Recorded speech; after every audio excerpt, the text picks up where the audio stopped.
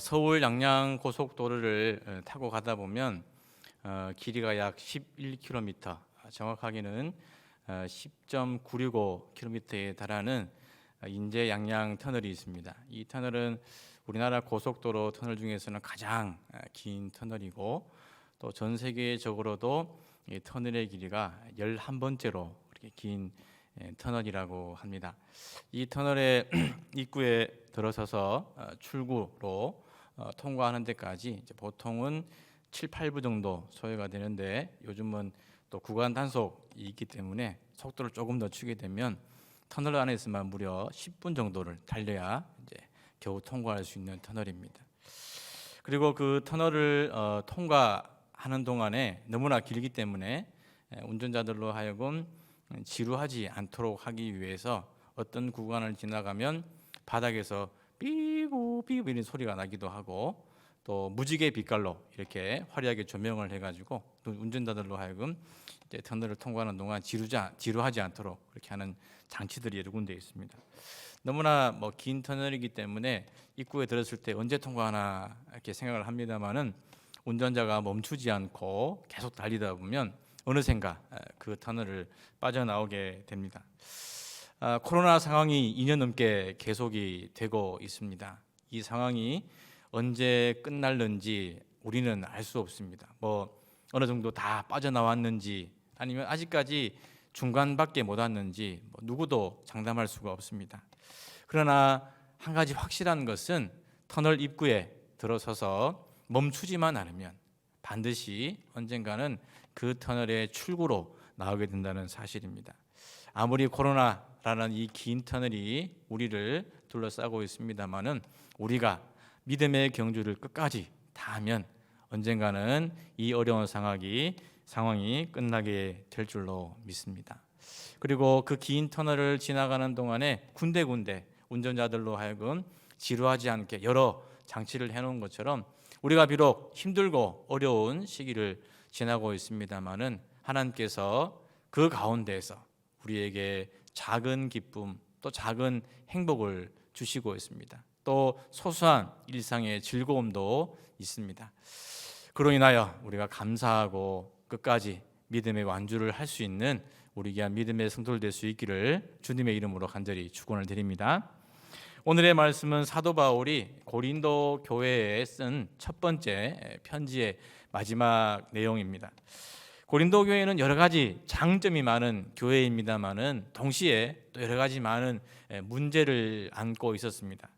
그 중에 대표적으로 예를 든다면 그리스도파, 베드로파, 바울파, 아볼로파, 이렇게 분파가 나뉘어져 있어서 교회가 이렇게 분열되는 그런 문제를 안고 있기도 했고, 또 은사 문제라든가 성만찬의 문제라든가 또 죽은 자의 부활에 관한 그런 문제들도 안고 있었습니다. 여러 가지 상황 때문에 이 고린도 교회는 어려운 상황 속에 놓여 있었습니다.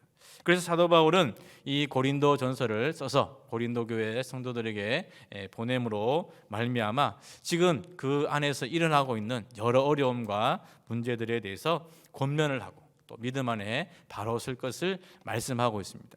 그리고 편지를 마치면서 이제 고린도 교회 성도들에게 마지막으로 당부한 말씀이 오늘 우리가 함께 읽었던 고린도전서 16장 13절과 14절의 말씀이 되겠습니다. 우리 다시 한번 고린도전서 16장 13절과 14절의 말씀을 같이 읽도록 하겠습니다.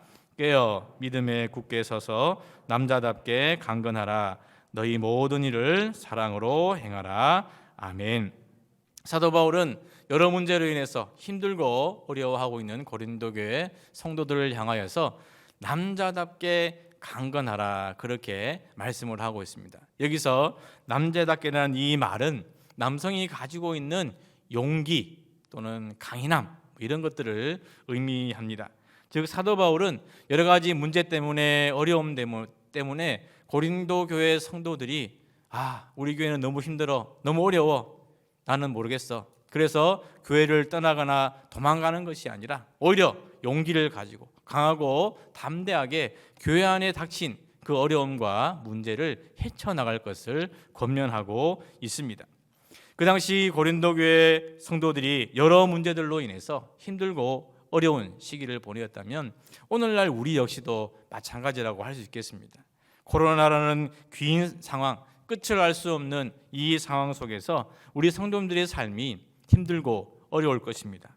그럼에도 사도 바울이 그 고린도 교회 성도들을 향하여서 남자답게 강건하라, 그렇게 권면의 말씀을 주신 것처럼 우리에게도 동일하게 남자답게 강건한 그런 믿음으로, 그런 신앙으로 살아갈 수 있기를 주님의 이름으로 간절히 축원을 드립니다. 그렇다면 남자답게 강건하기 위해서 우리는 어떻게 해야 되는가? 오늘 말씀을 통해서 함께 은혜를 나누도록 하겠습니다. 첫 번째, 우리가 남자답게 강건하기 위해서는 깨어 있어야 합니다. 사도 바울은 고린도 교회 성도들을 향하여서 깨어 있으라, 그렇게 말씀을 하고 있습니다. 여기서 깨어라는 이 말은 단순히 우리가 자고 있던 잠에서 깨는 것을 의미하지 않습니다. 여기에 사용된 이 깨어라는 이 단어는 성경에서는 주로 종말론적인 그 사건을 예비하고 준비하라는 그 의미로 사용될 때 이 깨어라는 이 단어를 사용을 합니다. 마태복음 24장에는 예수님께서 말씀하신 종말에 관한 말씀이 기록되어 있습니다.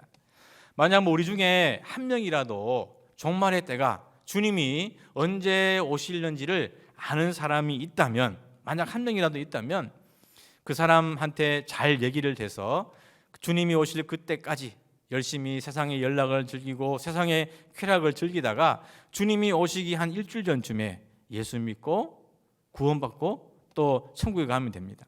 그런데 이 세상의 그 누구도 종말의 때가 언제인지, 주님이 언제 오실는지 아는 사람은, 알 수 있는 사람은 아무도 없습니다.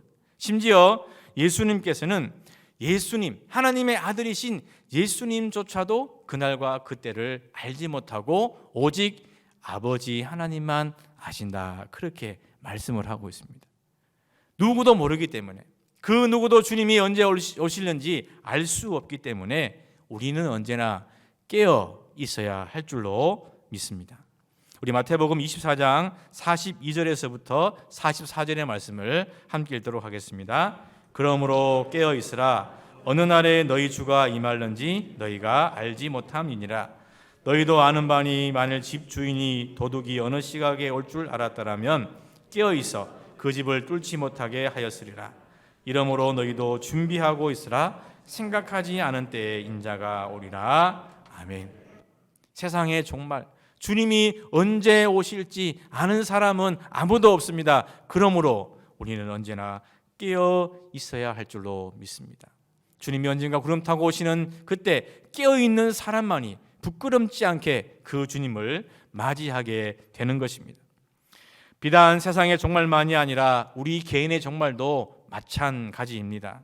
우리가 언제 우리 개인적인 종말을 맞이하게 될지 아는 사람은 아무도 없습니다. 올해 내가 살아있다고 해서 내년에도 내가 살아있다, 그렇게 보장할 수 없습니다. 오늘 내가 이 시간 숨을 쉬고 있다고 해서 내일도 내가 숨을 쉴 것이다, 그렇게 장담할 수 있는 사람은 그 누구도 없습니다. 만약 하나님이 오늘 밤에라도 우리의 영혼을 데려가신다면 호련히 우리 개인의 종말은 임하게 되는 것입니다. 그러므로 항상 깨어있는 우리 모두가 될 수 있기를 간절히 바랍니다. 주님이 어느 날 어떤 때에 오시더라도 우리가 깨어있는 종이 되어서 주님 오시는 그날 부끄럽지 않게 그 주님을 영접하고 맞이할 수 있는 주의 백성들 될 수 있기를 주님의 이름으로 간절히 축원을 드립니다.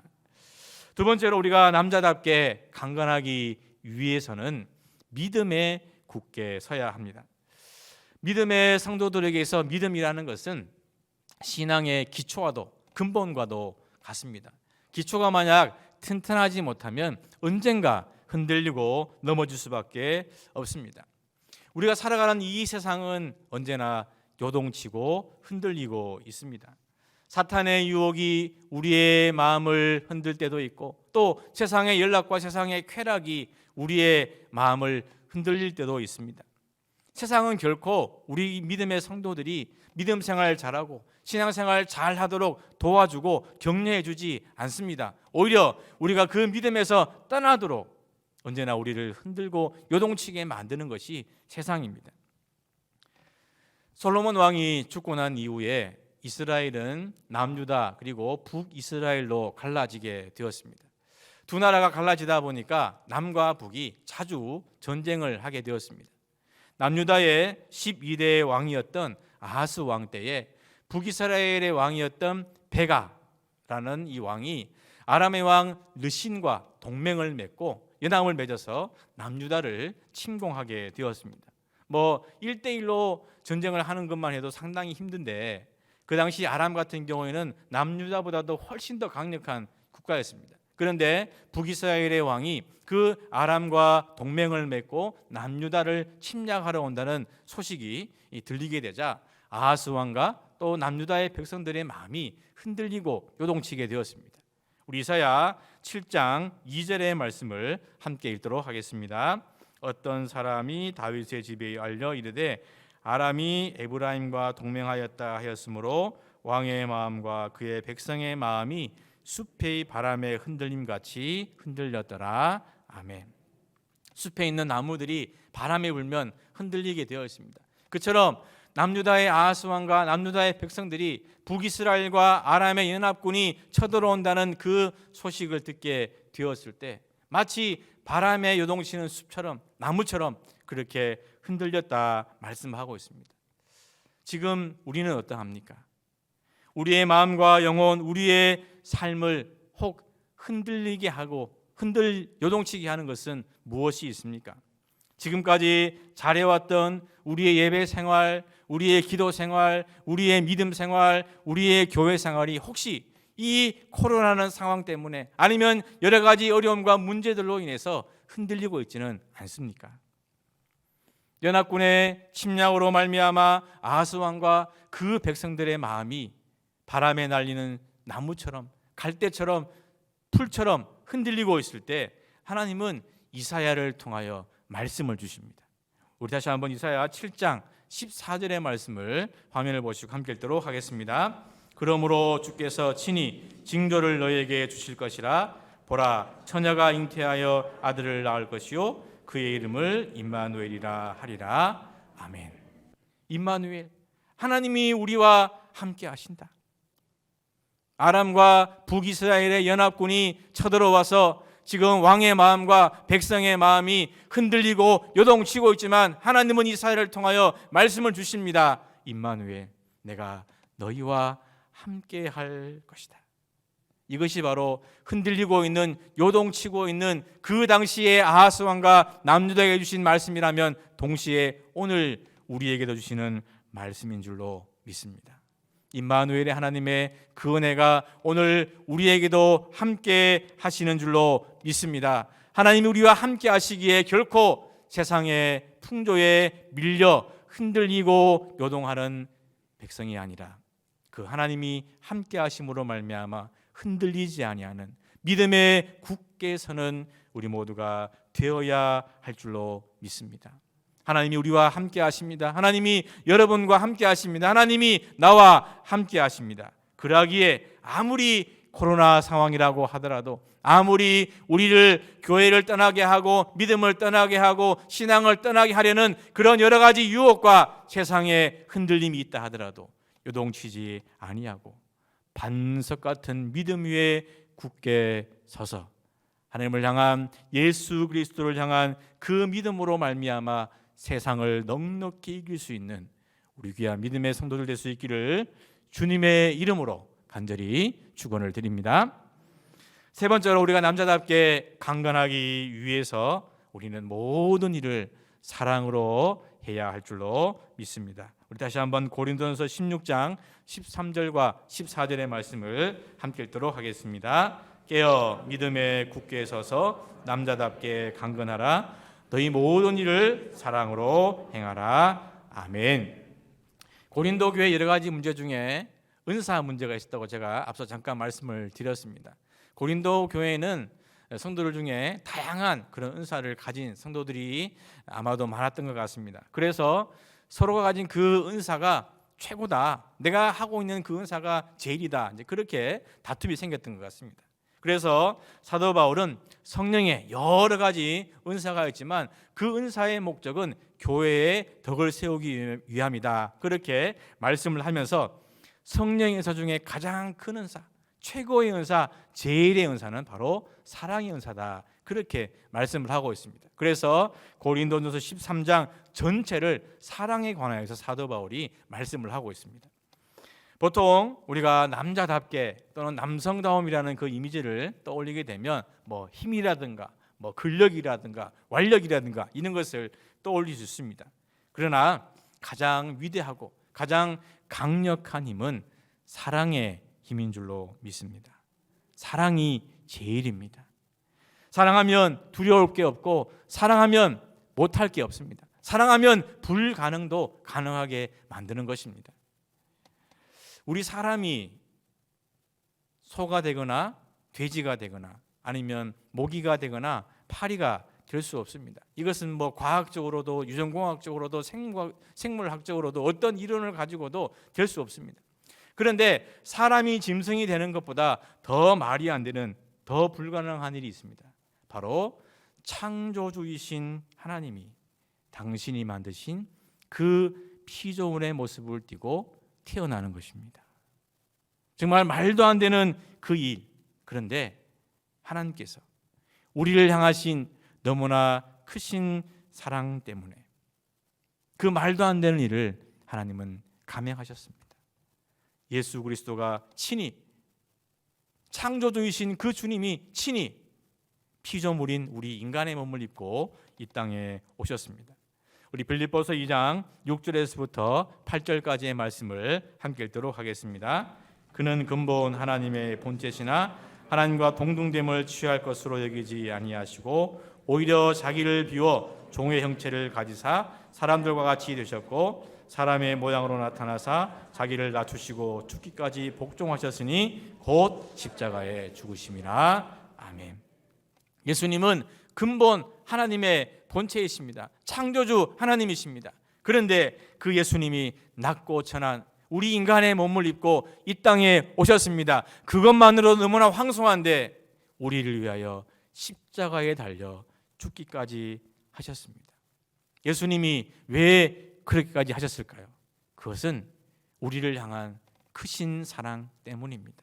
그 어떤 이유도 없습니다. 우리를 너무나 사랑하시기 때문에 예수님은 하늘 보좌를 버리시고 낮고 천한 이 땅에 인간의 몸을 입고 태어나신 것만도 감사한데 우리를 위해 십자가에 달려 죽으신 줄로 믿습니다.